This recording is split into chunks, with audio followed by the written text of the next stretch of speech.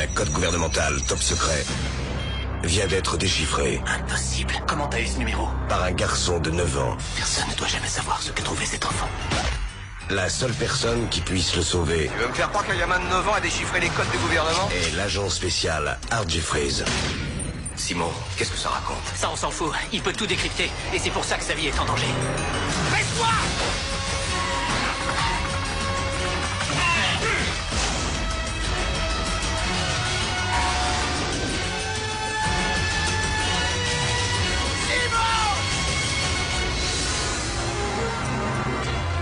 Universal Pictures et Imagine Entertainment présentent Bruce Willis. Tu n'es pas responsable de cet enfant. Qui en est responsable alors? Code Mercury.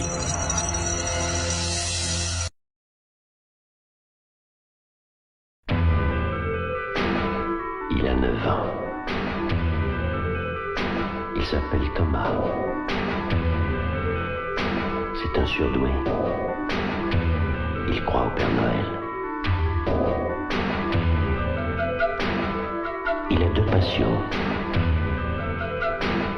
Les ordinateurs et les super-héros. 24 décembre, minuit. Caché sous la table de la salle à manger, Thomas attend l'arrivée du Père Noël. Mais ce qu'il ne sait pas, c'est qu'il est sur le point de vivre la nuit la plus terrifiante de toute sa vie.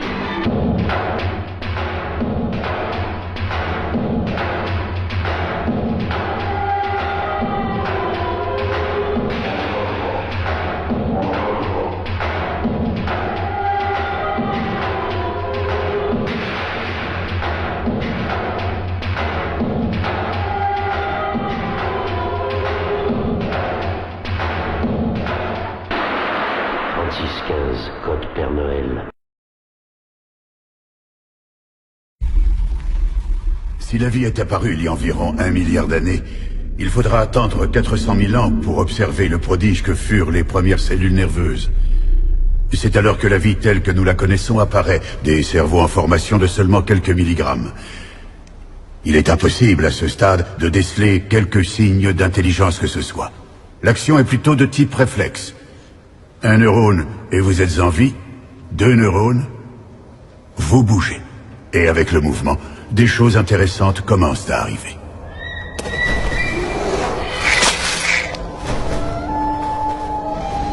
La vie animale sur Terre remonte à plusieurs millions d'années. Et pourtant, la plupart des espèces n'utilisent que 3 à 5% de leur capacité cérébrale. Mais ce n'est que lorsqu'on arrive à l'être humain, qui est au sommet de la chaîne animale, qu'on peut enfin voir les capacités du cerveau utilisées de façon plus importante. 10%, ça peut paraître peu, mais c'est beaucoup quand on voit tout ce qu'on a fait avec.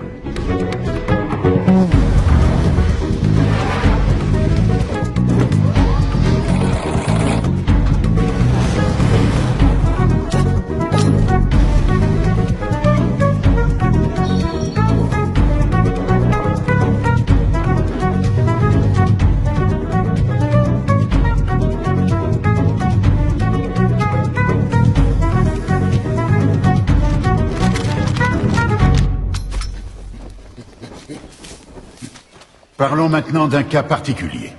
Le seul être vivant à utiliser sa matière grise mieux que nous, le dauphin. On estime que ce formidable animal utilise près de 20% de ce que son cerveau a comme potentiel.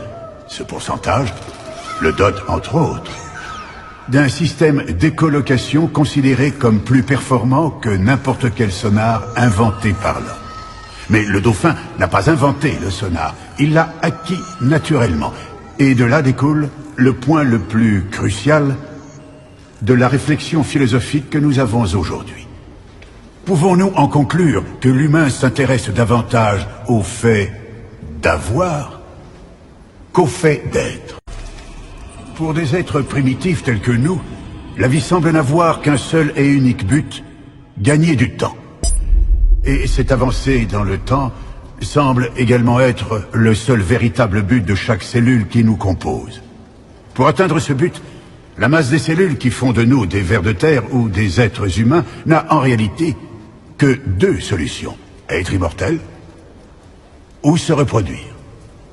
Si son habitat est insuffisamment favorable ou nourricier,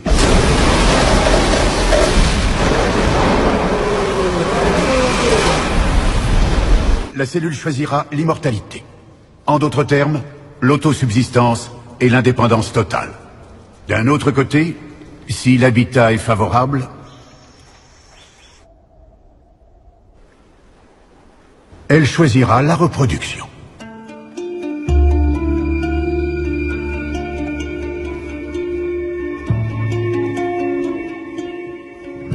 Dans ce cas, lorsqu'elle s'éteint, elle livre des connaissances et des informations essentielles à la cellule suivante, qui les livrera à la suivante, et ainsi de suite.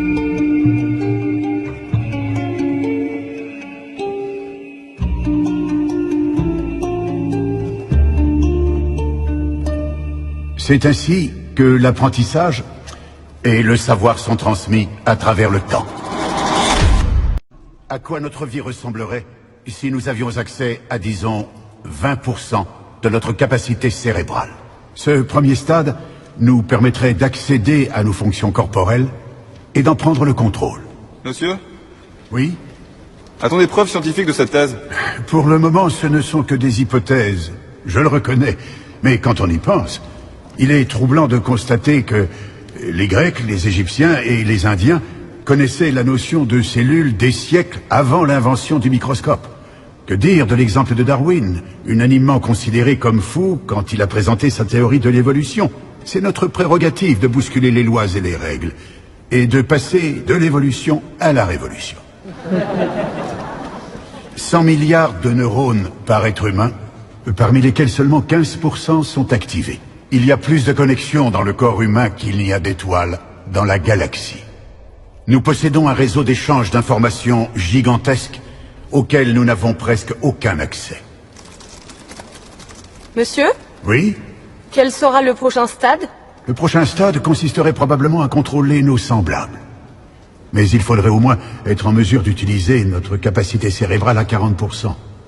Après le contrôle de nos corps et de celui des autres, viendrait le contrôle de la matière. Mais bien sûr, nous entrons là dans le domaine de la science-fiction, et nous ne savons rien de plus qu'un chien qui regarderait la Lune. Pardon, monsieur? Oui? Mais pouvez-vous nous dire ce qui se passerait si, pour une raison que nous ignorons, quelqu'un pouvait utiliser sa capacité cérébrale à hauteur de 100%? Vous dites 100%? Oui. Je n'en ai aucune idée. Il existe des êtres doués d'une intelligence supranormale, des génies qui possèdent entre autres la faculté d'assumer n'importe quelle identité. En 1963, les chercheurs d'une entreprise appelée le Centre ont mis en isolement un de ces êtres, un jeune garçon nommé Jarod, et exploitèrent son génie pour des recherches secrètes. Mais un jour, le caméléon leur échappa.